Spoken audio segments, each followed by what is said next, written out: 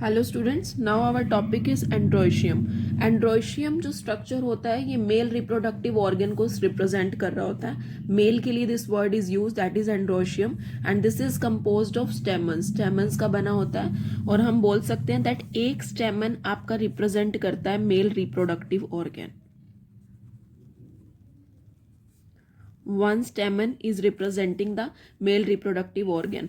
अब ये स्टेमन बना किस किस चीज़ों का होता है? यहाँ पे एक स्टाक लाइक स्ट्रक्चर होता है, डंडी टाइप स्ट्रक्चर होता है जिसको आप फिलामेंट भी बोल सकते हो, ठीक है। और साथ में क्या प्रेजेंट होता है? एक एंथर प्रेजेंट होता है। इस तरीके से ये स्ट्रक्चर होता है, यहाँ ये एंथर प्रेजेंट होते हैं। ये फिलामेंट लाइक स्ट्रक्चर जो होता है, स्टार्क लाइक स्ट्रक्चर जिसको आप फिलामेंट बोलते हो, and this is here anther.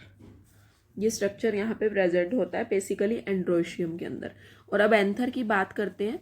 जो आपका एंथर होता है, एंथर बेसिकली एक बायलोब्ड स्ट्रक्चर होता है, 2 लॉब्स वाला स्ट्रक्चर होता है, एंड एक लॉब के अंदर 2 चैम्बर्स होते हैं, and each lobe has 2 chambers. एक लोब के अंदर आपके 2 चैम्बर्स प्रेजेंट होते हैं जिनको आप बोलते हो pollen sacs. They are known as pollen sacs. और जो स्टेमन स्टेराइल होता है, मतलब जो रिप्रोडक्टिव नहीं होता, that stamen is known as staminode. There is a term, sterile stamen is staminode. इसको आप स्टेमिनोड बोलते हो। इंपॉर्टेंट है ये, 1 मार्क की डेफिनेशन आ सकती है आपके पास। देन आफ्टर दैट स्टेमन्स आपके फ्लावर्स के अंदर यूनाइटेड फॉर्म में भी प्रेजेंट हो सकते हैं और आपके ये फ्री भी हो सकते हैं, एक साथ जुड़े भी हो सकते हैं और फ्री भी हो सकते हैं। तो अगर आपके स्टेमन्स पेटल्स के साथ अटैच होते हैं, then that condition is known as epipetalous. When stamens are attached to petals, जब किसके साथ अटैच है ये? पेटल्स के साथ, देन आप इसको क्या बोलते हो? Epipetalous. This condition is known as epipetalous. And when ये, और हाँ, एपीपेटलस का एग्जाम्पल है यहाँ पे ब्रिंजल, ठीक है। और एक कंडीशन है when stamens are attach to the perianth. जब पेरियंथ के साथ अटैच होते हैं stamen, then that condition is known as epiphyllous. और ऐसा केस आपको पता है, ये लिली के अंदर देखा गया है। लिली के अंदर ऑलवेज पेरियंथ कंडीशन का ही मेन रोल होता है। देन अगर आपका जो स्टेमन्स हैं वो या तो फ्री हैं या यूनाइटेड हैं वेरिंग डिग्रीज में, तो अगर स्टेमन्स आपके यूनाइटेड हैं एक बंच के अंदर, जब आपके स्टेमन्स यूनाइटेड हैं एक बंच के अंदर, बंच फॉर्म में यूनाइटेड है, एक बंच में है, देन आप उसको बोलोगे मोनोएडल्फस कंडीशन।